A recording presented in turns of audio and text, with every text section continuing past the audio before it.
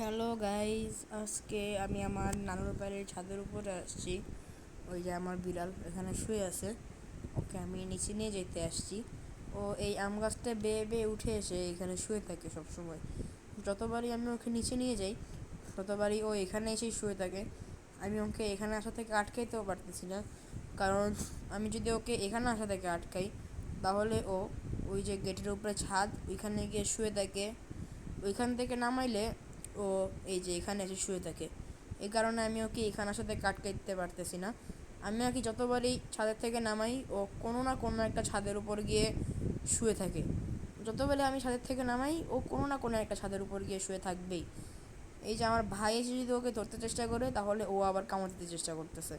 এখন আমি যদি গিয়ে ওকে ধরতে চাই তাহলে ও আমাকেও কামড় দিতে চেষ্টা করতেছে, কারণ ও জানে যে আমাদের দুইজনের মধ্যে কেউ যদি ওকে ধরে ফেলি তাহলে ওকে আর এখানে রাখবো না, একদম নিচে নিয়ে যাবো।